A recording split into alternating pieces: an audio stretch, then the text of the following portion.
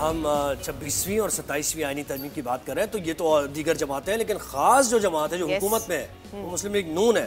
تو ان سے ہمیں جوائن کیا بیرسٹر عقیل ملک جو کہ وکیل بھی ہیں، مسلم لیگ نون کے رہنما بھی ہیں. ان سے ذرا بات کرتے ہیں. بیرسٹر عقیل صاحب کیسے ہیں آپ؟ جی بسم اللہ الرحمن الرحیم. صبح بخیر. بہت بہت شکریہ. بہت شکریہ آپ کے وقت کا. بڑے ضروری سوالات ہم نے آپ سے کرنے تھے اور بڑی مشکل سے ہمیں آپ کا وقت ملا ہے. ایک تو یہ بتائیے گا کہ 26ویں آئینی ترمیم میں ایسا کیا رہ گیا تھا جس کو کمپلیٹ کرنے کے لیے 27ویں آئینی ترمیم جو ہے وہ لانی پڑ گئی؟ اس کا کوئی یہ ریزن تو نہیں تھا کہ جو یہ نیو جوڈیشل کمیشن ہے اس کو آپ کچھ ٹویسٹ کرنا چاہ رہے ہیں؟ آپ چاہ رہے ہیں کہ اس میں جو سینئر ججز ہیں وہ آپ کی مرضی سے آئیں اور جسٹس منصور اور جسٹس منیب اس میں نہ بیٹھیں. کیا یہ الزام درست ہے یا یہ ایک محض الزام ہے آپ کی پارٹی پر؟ بسم اللہ الرحمن الرحیم. بہت بہت شکریہ. دیکھیں بالکل الزام جو ہے وہ حقائق سے برعکس ہے اور حقیقت یہ ہے کہ 26ویں آئینی ترمیم ہو چکی ہے اور 26ویں آئینی ترمیم میں تمام تر چیزوں کو ایڈریس کیا گیا ہے جوڈیشل اور لیگل ریفارمز کے حوالے سے. یہاں پہ بالکل اس کے ساتھ جب بھی کبھی آئینی ترمیم ہوتی ہے، یہ قانون سازی ہوتی ہے یا ایون کہ عدالت کا کوئی فیصلہ آتا ہے تو اس حوالے سے پھر اس کے سبارڈینیٹ اور سپورٹیو لیجسلیشن جو ہے اس میں ترمیم لانا ضروری ہوتا ہے. تو یہ ترمیم قانون کے حوالے سے بات ہو رہی ہے، آئینی ترمیم کی ابھی فی الوقت کوئی ایسی بات نہیں ہے، لیکن اس پہ بھی میں بعد میں ضرور ٹچ آن کروں گا 27ویں کے حوالے سے جو کرائیاں ہو رہی ہیں اور وہ کیوں ہو رہی ہیں. لیکن اس سے پہلے یہ الزام جو لگایا جا رہا ہے شاید کہ ہم مرضی کے ججز لگانا چاہ رہے ہیں یا کوئی ایسی بات ہے، قطعاً ایسی کوئی بات نہیں ہے. 26ویں آئینی ترمیم جو ہے وہ اس میں ایک کمپلیٹ انکمپسنگ پوری جے سی پی کی ریفارمیشن اور اس کے ساتھ کانسٹیٹیوشنل بینچز وہ وہاں پہ موجود ہیں اور سینیورٹی خالی پرنسپل نہیں رہا. اب آبویسلی 3 سینئر موسٹ. اچھا یہ مطلب جیسے سزین نے سوال کیا تھوڑا اور وضاحت سے کر دیتے ہیں. یہ دونوں جو جسٹس منیب اختر ہیں اور جسٹس منصور علی شاہ، اس پر کیا موقف ہے نون لیگ کا؟ کیونکہ رانا ثناء اللہ کہہ چکے ہیں اس بارے میں، کچھ آپ کہنا چاہیں گے؟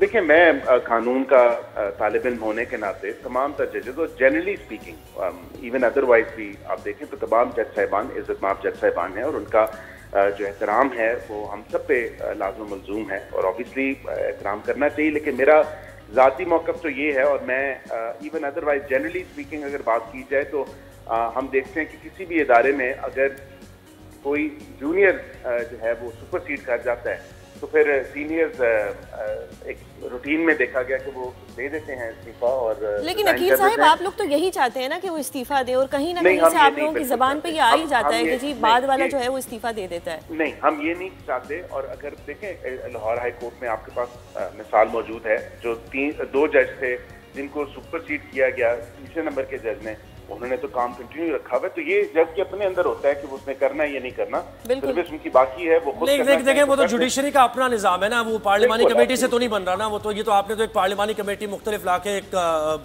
چیز کر دی ہے نا.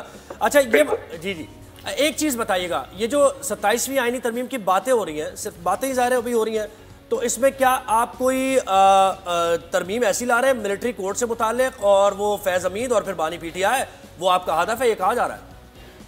نہیں بالکل قطعاً یہ بھی غلط تاثر دیا جا رہا ہے. دیکھیں جب ہمیں 26ویں آئینی ترمیم کے لیے ایم کیو ایم ہمارے اتحادی ہیں انہوں نے ووٹ کیا تو ہماری انڈرسٹینڈنگ ان کے ساتھ یہ بات چیت اس بات پہ ہوئی تھی کہ فی الوقت اس آئینی ترمیم کو جو ہے وہ جوڈیشل اور دیگر ریفارمز کے حوالے سے ہی رکھا جائے. اس میں لوکل باڈیز وہ 140A کا ان کا ایک لانگ اسٹینڈنگ ان کا وہ ایک ڈیمانڈ ہے اور انہوں نے کہا کہ جی لوکل باڈیز میں 140A جو آرٹیکل ہے آپ کا آئین کا اس میں چینج ہونا چاہیے.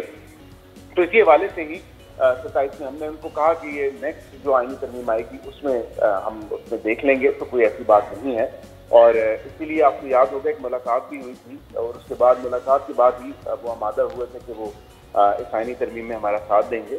تو یہ اس حوالے سے ہے اور اس میں قطعاً ایسی کوئی بات نہیں ہے. اس میں صوبوں کے حقوق کے حوالے سے ڈسکشن ہے لیکن ابھی کوئی ایسا مسودہ یا کوئی ایسی حتمی بات ہوئی نہیں کیونکہ ہم پارلیمان ہیں، ہمارا احتکاک ہے اور ہم ٹھیک ہو گیا. بیرسٹر عقیل صاحب ایک سوال کرنا چاہوں گی کہ آپ لوگوں کے اوپر ایک الزام آیا پی ٹی آئی کی طرف سے کہ یہ جو 26ویں آئینی ترمیم تھی ایک جو عدلیہ کا قتل تھا، जो इंडिपेंडेंस ऑफ जुडिशरी थी वो आप लोगों की इस तरमीम से ख़त्म हुई, क्योंकि जो एक सीनियरिटी का प्रिंसिपल था, जो कि एक अल जहाद ट्रस्ट वाली एक जजमेंट थी, and there are several judgement, आप लोगों ने उस प्रिंसिपल को उठा के रद्दी के टोकरे में फेंक दिया।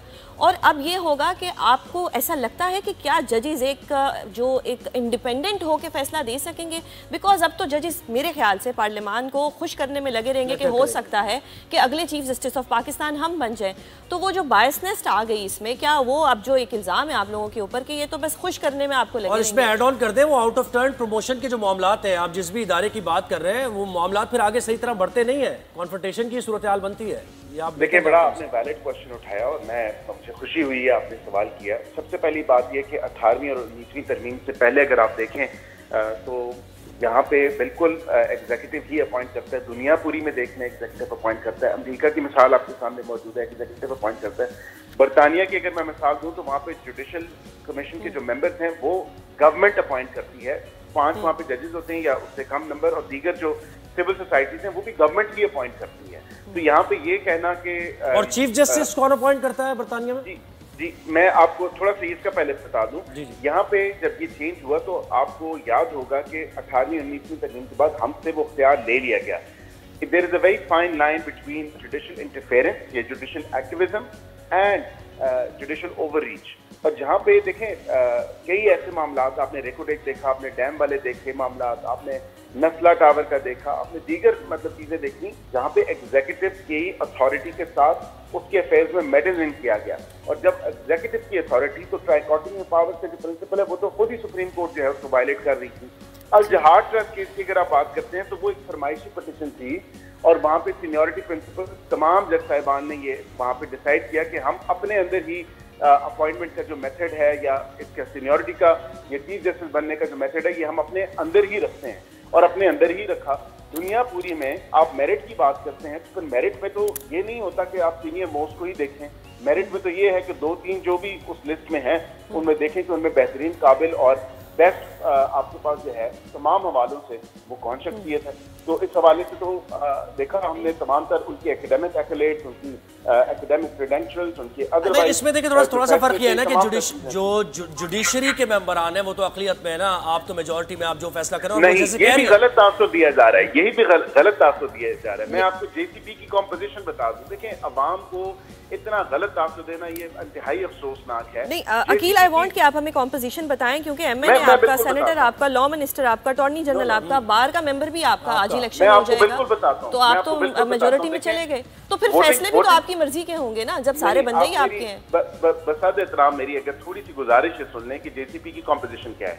चीफ जस्टिस, यस, उसके साथ 3 सीनियर मोस्ट जजेस, उसके साथ जो सीनियर जज ऑफ कॉन्स्टिट्यूशनल बेंच है नहीं, और उसके बाद आपके आगे लॉ मिनिस्टर साहब, attorney general, Pakistan bar council के रिप्रेजेंटेटिव, 2 सेनेटर, एक एमएनए हुकूमती पार्टी से, एक ऑपोजिशन से, एक सेनेटर, 4 हो गया जी, एक ऑपोजिशन से, और इसके साथ जो है सिविल सोसाइटी से या खातून या माइनॉरिटी। पहली दफा जो है आपके पास सिविल सोसाइटी। तो ये 6 का वोट बैंक तो आपका हो गया ना, 6 लोग तो आपके ही हो गए, फिर फैसले भी आपके हुए। ये गलत तासुर है। हुकूमत के 3 वोट हैं, मैं पहले भी कह चुका हूँ, ऑन रिकॉर्ड हूँ, हुकूमत के सिर्फ और सिर्फ 3 वोट हैं, एक एमएनए का, एक सेनेटर का और एक लॉ मिनिस्टर का। फैसले के अगर डाल लें तो अटॉर्नी जनरल और बैरिस्टर साहब देखें, जब हुकूमत साहिल बन के जाएगी केसेस में उन्हीं लोगों के पास जिनको उन्होंने अपॉइंट किया है, फिर 3 साल बाद फिर एक अपॉइंटमेंट होनी है, तो आप समझते हैं कि साहिल की पसंद के जज, साहिल की पसंद की चीजें,